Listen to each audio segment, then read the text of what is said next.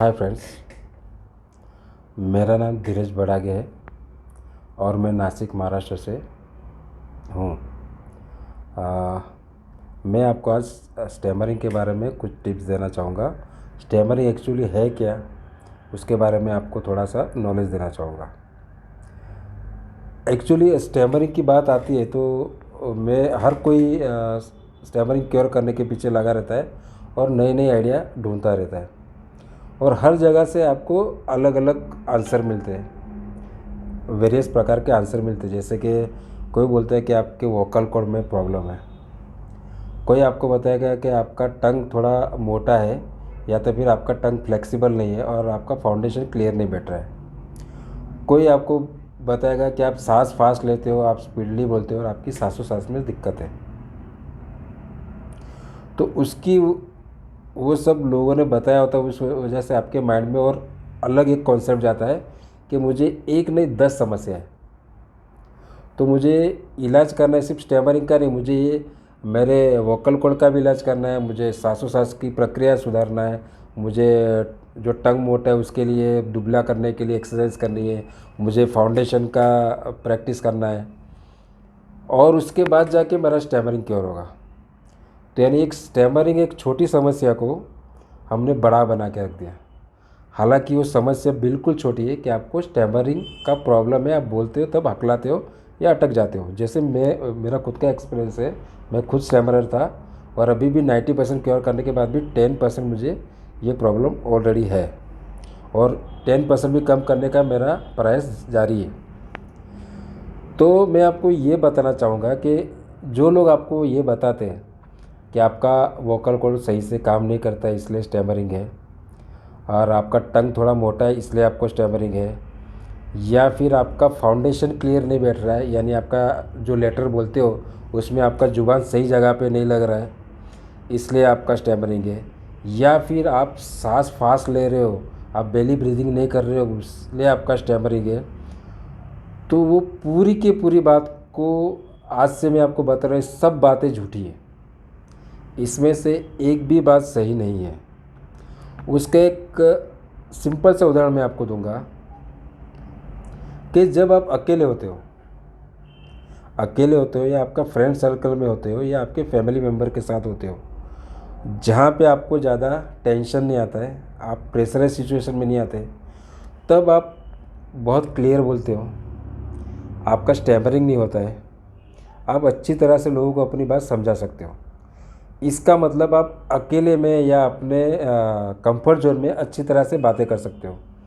तो फिर उस टाइम पे आपका फाउंडेशन का प्रॉब्लम नहीं है, आपका टंग थोड़ा मोटा है या कम नहीं है, आपका वोकल कॉर्ड सही चल रहा है, आपकी सांसों में कोई दिक्कत नहीं है।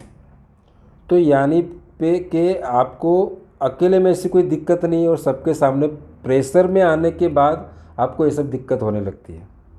तो हमें इलाज करना है प्रेशर में हम कैसे आते हैं, प्रेशर में आ रहा है तो उसका इलाज ढूंढना है हमें।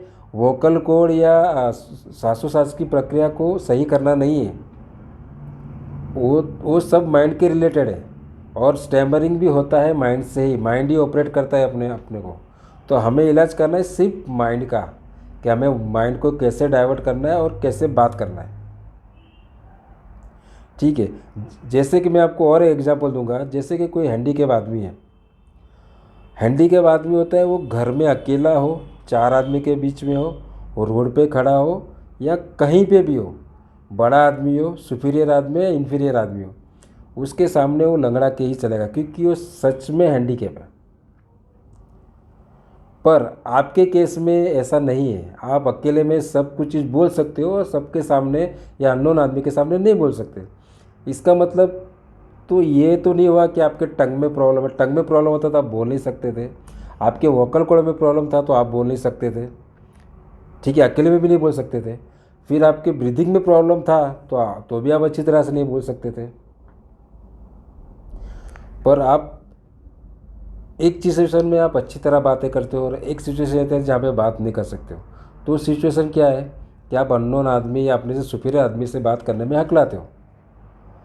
तो उसका रीज़न है सिर्फ और सिर्फ आपके माइंड के थॉट, यानी आपको इलाज अभी ये सब प्रक्रिया पे करना नहीं है कि मेरा वोकल कोड सही नहीं है, मेरा टंग नहीं चल रहा है, मेरा ब्रीथिंग नहीं चल रहा है।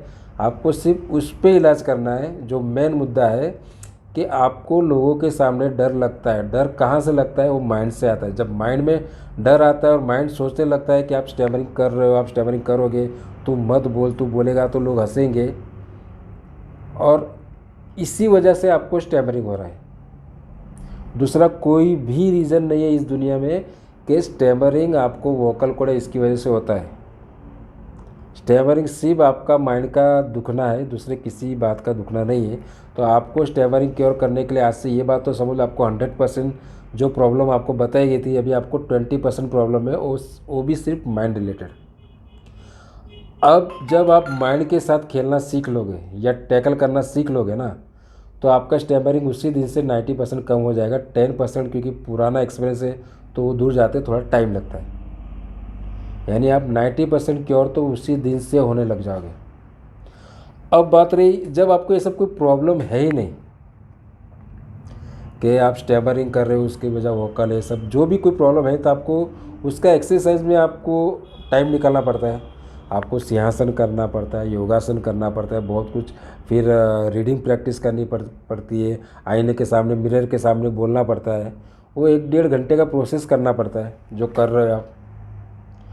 फिर भी जब जाके रियल सिचुएशन में जब आप आते हो, तब आपको वही समस्या होती है और आप स्टैमर करते हो। तो वो सब प्रैक्टिस का फ़ायदा क्या होता है? जब आपको रियल टाइम में प्रेशर आता है और प्रेशर के टाइम पे वो कोई भी टेक्निक काम नहीं आती है और आप स्टैमर करते हो, तो फिर स्टैमरिंग का सही इलाज क्या है? मेरे ख्याल से स्टैमरिंग का सही इलाज वही है कि जहाँ पे आपको तकलीफ़ आती है, जो लोकेशन में जाके, जो जगह पे जाके, जिसके सामने जाके आपको ये प्रॉब्लम होती है, तो वही प्रैक्टिस आपको ज़्यादा करनी है। आपको अननोन व्यक्ति को ज़्यादा मिलना है, उनसे बात करना है, बात करने की प्रैक्टिस करनी है। और ये चीज़ बातें करते करते करते आपको एक एक्सपीरियंस हो जाएगा लोगों से बातें करने का।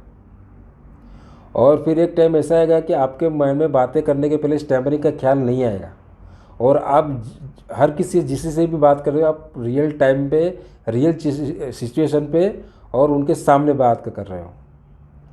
तो वो एक्सपीरियंस की वजह से आपका जो स्टैमरिंग है वो 90% तक क्योर हो जाएगा। ये मैं आपको 101% बता सकता हूँ। जो आप दूसरे के यहाँ पे जाके एक्सरसाइज करके जो ट्रिक आजमा के आप 90% क्योर हो गए, वही जो मैं आपको रियल टाइम सिचुएशन में जो करने का बोलूँगा या आपको माइंड रिलेटेड टेक्निक दूंगा, वो आप करोगे तो भी आप उतने ही सक्सेसफुली बोलने लगोगे जैसे मैं अभी फ़िलहाल बात करता हूँ। मुझे भी स्टैमरिंग का प्रॉब्लम था और अभी भी मुझे 10% मुझे प्रॉब्लम लग रहा है, तो पर मैं 90% क्योर कर चुका हूँ। तो मेरा उसका एक्सपीरियंस है कि एक टाइम ऐसा था कि मैं ज़्यादातर बात नहीं कर पाता था। मैं 60 to 70% स्टैमर कर रहा था, जब मेरे मुँह से वर्ड भी नहीं निकल रहे थे। और आज है कि मैं आपके सामने वीडियो 10 मिनट का वीडियो बना रहा हूँ और आपको समझा रहा हूँ। तो आप भी उस सिनेरियो पे आ सकते हो। सिर्फ और सिर्फ आपका जो फोकस है वो सही दिशा पे होना चाहिए। आपका फोकस आपके वोकल कॉर्ड पे जाएगा, कभी आपके सांसों-सांस की दिक्कत पे जाएगा, कभी आपकी ज़ुबान पे जाएगा, तो उसकी वजह से आपका स्टैमरिंग क्योर होने वाला नहीं है। आपका स्टैमरिंग क्योर करने के लिए सिर्फ और सिर्फ आपके माइंड रिलेटेड एक्टिविटीज़ करनी है। जो ट्रिक है, जो टेक्निक्स है, मैं आगे की वीडियो में आपको बताता रहूँगा। और ये आप खुद अपने घर पे खुद से ही आप प्रैक्टिस आप करके भी स्टैमरिंग क्योर कर पाओगे। आपको यहाँ पे मेरे यहाँ पे आके सीखने की और उसको इम्प्लीमेंट करने की कोई ज़रूरत नहीं, आप अपने आप स्टैमरिंग क्योर कर सकते हो। तो इसी तरह से मैं आपको हर वीडियो में कुछ ना कुछ नया बताता रहूँगा स्टैमरिंग रिलेटेड। तो मैं अब आपको स्टैमरिंग रिलेटेड कुछ भी नया जानना है, तभी मेरा नेक्स्ट वीडियो जो मैं बनाने वाला हूँ वो भी पूरा इसी तरह से देखिए। Thank you.